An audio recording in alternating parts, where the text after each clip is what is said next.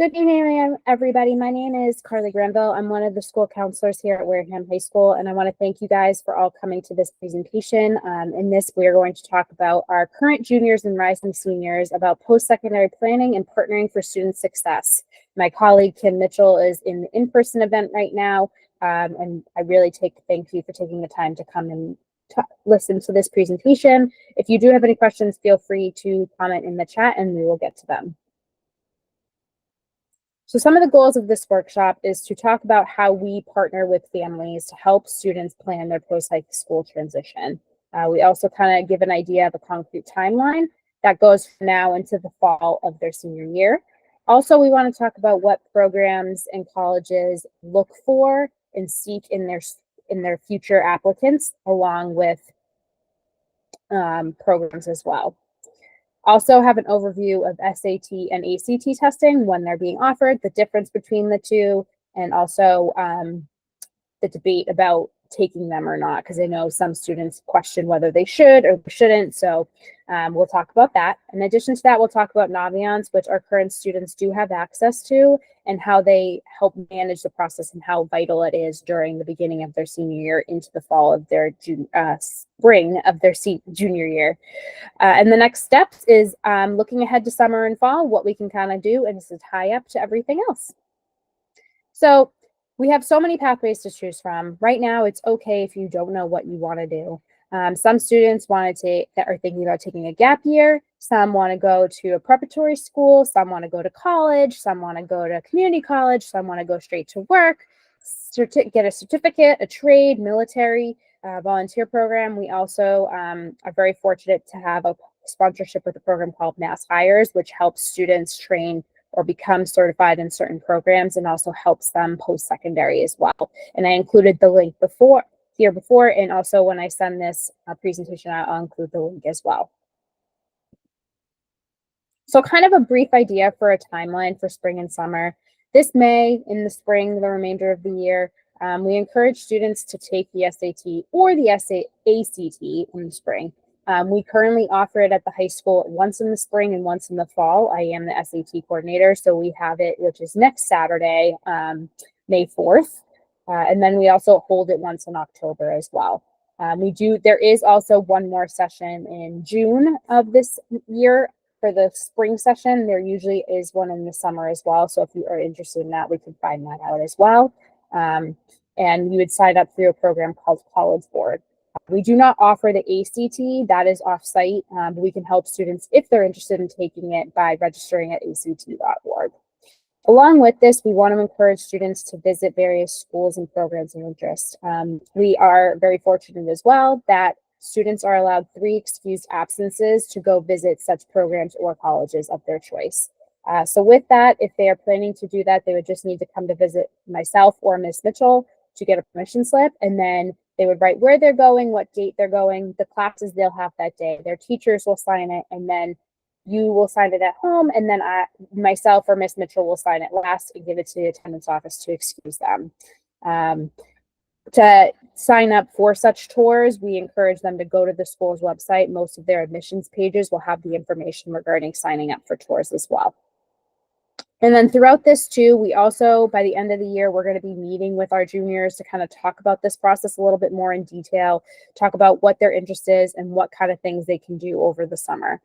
So before they leave, they can obviously ask for letters of recommendations from their teachers. We encourage 1 to 2, depending on what they're planning to pursue. If they know what they're going to pursue, such as if they want to go into the medical field, we always suggest maybe having a science teacher versus if they want to go into education, a teacher that they really benefited from and saw as a very productive impact on their life. It could be an English teacher, it could be a math teacher, it could be a physical education teacher, a staff member, anybody that they feel they formed a close relationship with. I always say to my students, it's who you feel like is going to write the best about you. So you would ask them, that would be in person or via email. Each teacher has different protocols or processes. Some ask them to fill out a questionnaire, some may not, but it's obviously nice to go up and ask them for a letter of recommendation. And the sooner you do that, the better, because then they can get started. So that way you're not chasing around come fall for letters of recommendation. Just to give you guys heads up as well, myself and Miss Mitchell write letters of recommendation for all of our students. That's part of the application process for the students. So we will be also sending out a guidance questionnaire by the end of the year that students can fill out either during their last few weeks of school, over the summer, and even into the fall. The sooner they do it, the better we can get the letter done to be able to work on the applications as well. Also with this, we encourage students to start making their resume. There are many tools and programs that help students with that. We're very fortunate that Naviance also has this as a feature where it builds it for you and asks you questions and you input it, and then it formats a resume for you. So we're really fortunate in that part as well, which is really cool. And we can discuss that with our students coming forward. In the summer, we want obviously students to research application deadlines. If they want to, they could start brainstorming a college essay, which I'll kind of get into a little bit here. The college essay is basically what you feel like you're going to bring to the college campus and kind of expressing yourself. For me personally, I always say to my students, don't write about something you don't feel comfortable sharing. It's challenge by choice. We want students to write about something that they care about and that has had an impact on them, but don't feel like they need to overdo it, if that makes sense in terms of what they write about. I've read a various amount of essays. If they want to share it with one of us over the summer, we're more than happy to read it and review it and comment on it. It's a great time to kind of be reflective as well. So if you have an interest, say, in gaming, was there one video game that had a real impact on you? Or was there a moment in your life that turned things around? Or if there's a person that is in your life that made a big impact on you? Or what college would mean to you, or what going into a trade would mean to you? I think anything like that is a great way to kind of brainstorm, because we want it something that you care about and it's something that's meaningful to you. In addition to that, they can obviously go for campus tours. Most colleges and programs will have summer tours available. And we also encourage students to create a Common App account. So just a little bit of what the Common App is how most schools receive their applications.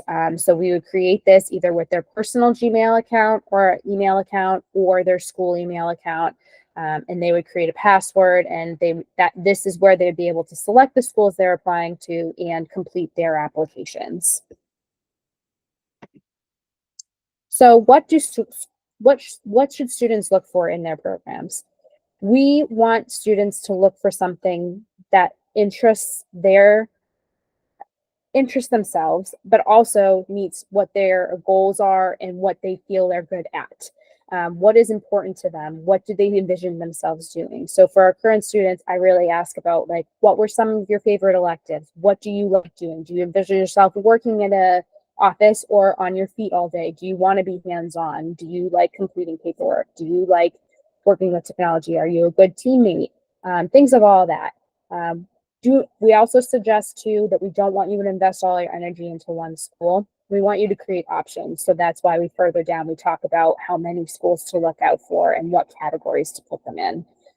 Schools also, we will do this with students, is we want to look for schools or programs that have what they're looking for. If you're looking for marine biology and the school you really like doesn't have it, it might not be the best program for you because it doesn't have what you're looking for. So just to keep that in mind when you're looking at schools, we do a college match search with students by the end of their junior year and looking at different criteria. And if it doesn't meet the criteria, then you can kind of reassess. We also want to look at financial accessibility. We all know that post-secondary choices, going to college or going to community college or going to a trade or certificate, does cost money, and we all fully understand that. I always encourage students to not look at the cost right away, because sometimes, and this will be kind of as we go, is that, for example, I know I've had students who have been selected for a state university and a private university, and then after grants, scholarships, and the FAFSA, it was cheaper for them to go to the private school versus to go to the public school. So don't automatically cross a school off just because of the price. So we always encourage students to apply because it doesn't hurt, and then can kind of reevaluate once they've been accepted or not to kind of determine what the next step is. We also encourage students to apply for any and all scholarships. We cannot stress this enough, hence why it's in red and in bold. We don't want you to miss out on free money. Many we're very fortunate that the town of Wareham and surrounding towns offer our students many scholarships because they want to see our students be successful in their post-secondary life. So we encourage you to apply for them. Those are going to be posted on the Google Classroom. We post it on our Instagram account. We post it in Naviance as well, and we have hard copies available in guidance. So if you want to come and check, we encourage you to come check daily, if not weekly, to see what scholarships are available. And then for looking in programs too, where do you envision yourself? I know when I meet with my students, I kind of go over, do you envision yourself in a big town or do you envision yourself in a small town? Do you envision yourself in the city or a rural area? Do you want to look at certain things like study abroad or an internship, or are you looking to stay close by to be a commuter versus a resident student? It's very important to kind of look at those things. And we can, when we do a super match college search, we kind of look at those factors and then we talk to the kids about it. And then they can kind of see where that falls. And obviously we start with broad, but what's really nice about Naviance and the college search is that you can tweak your searches and save them. So you can kind of compare and contrast to see what is consistent versus what is kind of not maybe the best choice. In addition to that, do they meet all of the requirements for that given school? We always encourage our students to apply to a balance list, and we kind of put them in categories of safety, target, and reach categories. So based on their academic performance and the requirements that the given school has, we kind of evaluate, do we feel like that's a safety school that you feel confident that you can get into? Is this a reach school where it's going to be tough, but you want to try? Or it's a target school saying this is right in the middle? We like to create a balance of 6 to 12 schools to apply to. We don't want to say do too many more, maximum 15, because then it gets very hard to decide come in the spring. I've had experience with students before where they've applied to 20 schools and then they're torn between 4 or 5. So obviously we don't want to discourage that, but we say at least minimum have a school list between 6 and 12. So what do colleges look for in their applicants, right? We look at their GPA. So we have a weighted GPA at Wareham High School out of a 100-point scale. They basically recalculate the student's GPA based on their calculations and formatting and formulas. And basically what they do is they recalculate that to determine it based on a 4.0 scale. So they'll take the student's transcript and they'll review it. We also want to look at the academic rigor for our students who did dual enrollment classes, if they did any international baccalaureate or advanced placement courses. Did they do Bridgewater State University that we offer? What kind of classes did they take throughout their high school career, and how challenged were they during this time? Look, speaking of that, involvement in the school as well, extracurricular activities. And when we talk about quality versus quantity, it's more about the investment that you put into that given club. So if you did Key Club, if you did varsity basketball, if you did varsity softball, for example, and you did track and field, or you did Best Buddies, if you were a class officer for something, talking about the things that meant a lot to you and you invested a lot of time in. Volunteer and work experience. If you are part of National Honor Society, or if you are also a part of Key Club, or you just like to volunteer, they want to hear about that. They want to know what you do outside of school. I know there's been various, and we're very fortunate that a lot of our students do give back to the community in various ways. And it's really nice to see that. ACT or SAT test scores, if they require them, you will know when we do the search, we can let you know if the school is test optional or not. Due to COVID, there's been a lot more that have shifted to test optional or not requiring the SAT, but there still are, or ACTs, but they still are, or some schools still do, require them. And we can touch base about that individually as well. Quality recommendation letters. So similar to what we talked about, right? We want teachers that are gonna, or staff that are gonna represent you in the best light possible. Like we said, the school counselor automatically writes one for you, but making sure you pick teachers that you really that have made a profound impact on you and are related to the field that you potentially want to go into in the future. A well-written essay, which students get the opportunity to start it over the summer if they'd like to, but I know in their English class they do also get the chance to work on that as well. So, and we've had the opportunity to collaborate with the English classes and go in and kind of talk to students about it. and actually help them hands-on, which is really nice. Their talents and passions. If you are a really good singer and you sang in the church choir, they want to hear about it. If you have a passion for guitar, talking about it. If you have a passion for reading, they want to hear about these things. If you've started something, if you initiated, like I had a student who started a club this year because she really had a passion for film, so she started it with her friend, and that's something that they want to hear. Athletes as well, obviously, if you're interested into going to school for sports, you can obviously look down that avenue as well and reach out to the coaches. If they plan to go on to a D1 or D2 school, there's a separate process for that, and obviously we can meet with that individually. And if you want to go specifically for art or musicians, they might require an audition or portfolio requirement, which is basically putting pieces together that they feel really good and it illustrates what they've done and how they've grown. They also require that. So we work along with their art teachers or their music teachers as well to put that together. So the ACT versus the SAT. So the SAT, which is actually for the first time this year and for the future, is going digital. The SAT takes about 3 hours and has 3 sections, of which is the reading, writing and language, and the math test. The scores that you can get is between 4 and 1600. So the total score is the sum of the 2 section scores, which is evident. So it combines the reading, written, and language, and then math.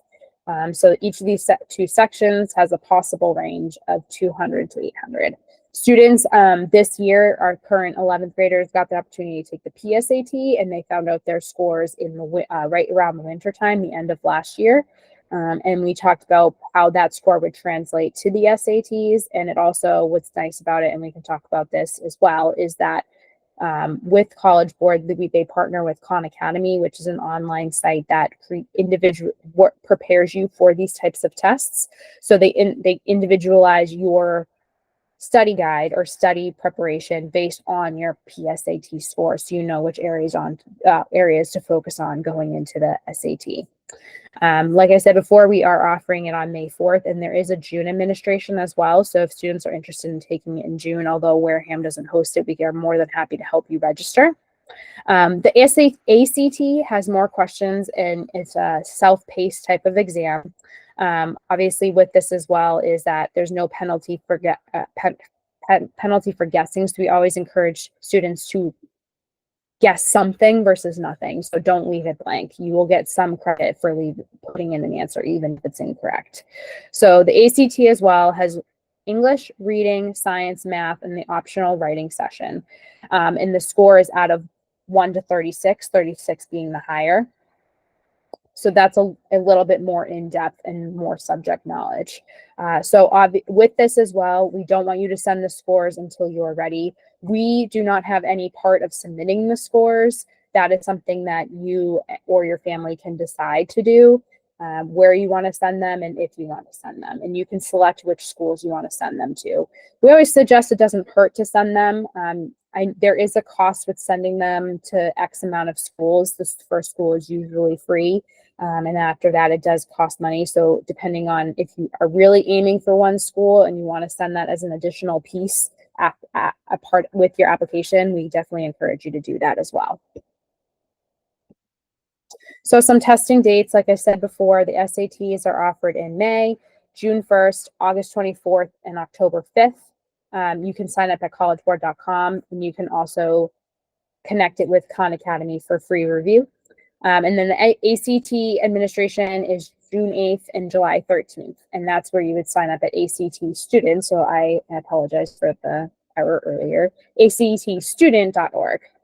So speaking of the test optional, we do have a website. There is a website out there called fairtest.org, and you can individually search your school based on state and what the school name is and seeing if they're test optional or if they do require it. So that's also something to consider, like we've talked about earlier, but there are 4 upcoming dates, and October 5th will be the fall date that Wareham High School will administer the SATs. So now I'll get to my favorite part. This is the bread and butter of what I do, which is Naviance. It is a college planning and career planning tool that we use. This is something that gets to be very important as a student gets to their senior year, as that is where they will submit a lot of their information, select the schools that they're applying to, and this is where we put in our hub as well. So some highlights of it is that we have this thing called scattergrams. So students can look at various scores, and they not only can they see previous years with how many students applied and got accepted and enrolled, but they can also see a scatter plot, of students based on GPAs or SAT scores if they were admitted or not, just and where they fall in between there, which is really neat to kind of see that. The Supermatch searches, which I'll show you in a little while, but that is where students can go section by section to look at activities, cost, resources in terms of if they have counseling or learning accessible sources, if they have the location, so if they want to be in, what states do they want to be in, the size of the school, things like that. If a student, when you do a Supermatch search, what's really nice too is as you go through the results, you can favorite schools based on that. And what's really cool about that as well is you can go into each when you click on the school, you can see all of this information in terms of class sizes and in terms of retention rates, so how many students come back, the acceptance rate. So if it has a high acceptance rate, that's a really good feeling. The deadlines, it also has the cost to attend the school. It has its top majors, national statistics compared to how many live on campus versus not, male versus female, things of that, national versus international, so if a student is from the country or not. So it's really interesting. So you can favorite that, and that would be the colleges that you are thinking about. Then also what's neat about that is coming in the fall, coming in early winter, we have over 30 schools that sign up to come to Wareham High School during the students advisory to come and talk to our current seniors about their school and what they're interested in. So they can sign up through either Miss Mitchell or myself, but they can also sign up through Naviance as well. So that's a really neat tool. So they have a calendar of events of who's coming to visit and when. So for example, we've had Mass Maritime, we've had Fitchburg State, we've had Framingham State, we've had Fisher College, we've had Stonehill, we've had UMass Lowell, we've had Cape Cod Community College, we've had Job Corps come. So it's really neat to see the variety of offerings that we have. The scholarship listing, so we also have that available on the Naviance website as another tool. You can also do various inventories with so regarding career search, they're strength-based, so where their strengths lie, if they're more creative versus organized, or if they're future thinkers, this will be kind of an identifier that can lead it. What's nice about it is you do these inventories and then the results bring you to types of jobs that would best fit your strengths, which is really neat. And then from there, you can kind of see what schools around your area or what schools have good programs with that. In addition, like I spoke about earlier, there's also a resume template that students can use to create their first resumes as well. So this is what our Naviance homepage looks like. So these are what your students will currently see when they log in. They're very fortunate that they're able to log in through a resource called Clever. So they just enter in their email and their password, and then it brings them to this page. This is what it'll look like. So it talks about their future planning, and then it has these fine little tabs at the top.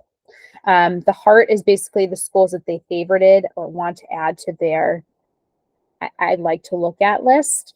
There's messages. There's also messages over here. If there's any tasks that they need to complete, they would be assigned them here, so on and so forth. And of these tabs, most of the time they're going to be looking at this tab, which is the colleges. So here is the Supermatch college search, which I showed before. The heart is colleges that they're thinking about. The college visits, so if they want to book a visit, they can do that through here. Resources that are available, acceptance history, college maps, and then depending on when students are ready, they can pick which schools they're planning to apply to. So they click to this button and they'll be able to add the schools that they're planning to apply to. In terms of that, they can also request letters of recommendation from here. If they want a transcript, they can request it through here as well. Same thing with test scores. So for school counselors on our end, once we help students set this up for themselves, what we do also do is with their Common application, we link them together. So basically, students are able to submit their information on Common App, and then we submit the needed information through Naviance, such as their transcript, letters of recommendation. We do various reports for them. We also submit their mid-year transcripts and their end-of-year transcripts as well. So this is kind of a list of some junior year tasks, which a lot of them probably already have done. So for the first part, they definitely did that because they selected a schedule fit based on what they need to graduate, along with the rigor they want to pursue. We will do this with them coming up into May and June, is developing an initial list of schools or programs depending on where they want to go or what they're interested in. We encourage students to log into Naviance and do a college match search. So for me, I meet with students and do their first search with them, but they're more than welcome to do it on their own. Creating a one-page resume, so that's something that we can go into with them in Naviance, as well as having them come down and we can help them with that. Taking the ACT and or SAT or ACT in the spring or the fall. With that, we know that some are test optional. We understand that if students are not strong test takers, we encourage you to. We're not going to force you to take the SATs if you do not want to. But we do encourage you to take it at least once to just see what it's like. And if you don't love your score, it's not the end of the world. You don't have to send them. If you want to look specifically, if you feel like that's what you need, you would look on fairtest.org. Asking teachers for letters of recommendation, visiting schools if you would like to during the end of the school year or whatnot, and then you can continue to do so over the summer. Create account on Common App. So I talked about that a little bit before. The official start date that you can create an account is August 1st. So right before you come back to school, take a couple minutes, you can log in, create an account, and then you're good to go. And also working on your college essay. The prompts are in commonapp.com and they're basically range from a various amount, picking one moment that's had an impact on you or things of that nature, or you could write about what you want. We usually make sure that we send those home or post that on our Instagram and things like that. So if students are looking for things to do to prepare themselves, they can definitely do that and be one step ahead of the game. And then this is a great snapshot of what the rest of the year will look like. So we kind of just briefly talked about these heading into the rest of their junior year. And then the fall of their senior year, if they choose to retake the SAT or ACT, they are more than welcome to do so. Make sure they have their letters of recommendation secured and make sure that they're sent. Finalizing their college essays, which as I spoke of before, a lot of them are going to do that in their English class, but it's a great way to finish it and get it done. There's also going to be various webinars. I know in the fall, we do host a financial aid night for senior parents and families. And we work very closely with a representative from the EOC. She's fantastic. And she's also this spring in the winter with the new FAFSA process, has met with students and families individually and has come into the building to help them fill out their FAFSA application. So she's a wonderful resource. So if you would like to speak with her or set up a meeting come the fall, we'd be more than happy to do that. Complete all of your applications. I will say the first one is the hardest. Once you do the first one, the rest of them will come suit. If you just sit down on the computer, have some music on or whatnot, it's a breeze, I will say that. It's a lot of the same information, but it's something that once you do one, you're gonna be like, okay, I know I can do this. It's a lot better now. Get a FAFSA ID. So you'll be able, an FSA ID, so basically you can log into FAFSA come fall. So I know this year families had to wait until December. Hopefully you'll be able to create one come either October or November. Now that this new profile is underway, you can create an account. Families also who are going to support their children with the college or post-secondary process, they are strongly encouraged to make an account. They will need you to make an account. So your student will make one and then you will make one as well. And then the CSS profile. So basically what the CSS profile is, some schools require it, and that is done through College Board. Your student would be notified if they do need to submit one. That's not as popular, but we still see some schools requiring it. And then the winter of their senior year, they'll be able to submit any other applications, submit the FAFSA, start applying for scholarships. Like I said before, scholarships, they're here. They're always available. They're out and about. There's multiple ways that you can get them. I know there's an app called Scholly that's run through Sally Mae that offers a lot of scholarships. I post them. We get a lot starting even in the fall. I know the majority of them come between January and March. Even into April, I've gotten some this past week. So it really just is a flowing. So continually to check. If you have a couple hours, fill it out. It's very helpful for us. And then we submit in your mid-year grades. So that's at the end of Q2. We end in their grades once their first semester courses have been done and completed.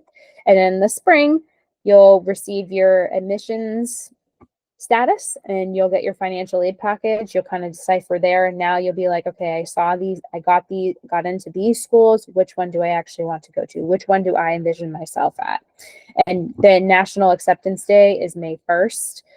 We also encourage families to go to Accepted Students Day and for open house events in the spring as well. And then you choose your college by May 1st. And we usually have a big celebration where teachers and staff wear the school or program that they went to after high school. And the seniors can see where, make connections that way and learn about the school of choice through that as well. So we really thank you guys for coming and taking the time to talk with us. It's all about academic, social, and financial fit, thinking about Goldilocks and the three bears, which one is best for you. It's very important to consider. There's a great article that is linked to this presentation as well that talks about those things.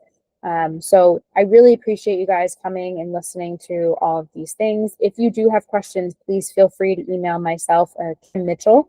My email is cgrenville@wareham.k12.ma.us, and Miss Mitchell's is kmitchell@wareham.k12.ma.us. We really appreciate you guys coming, and thank you guys for your time and consideration, and we look forward to supporting the class of 2025. Thank you so much.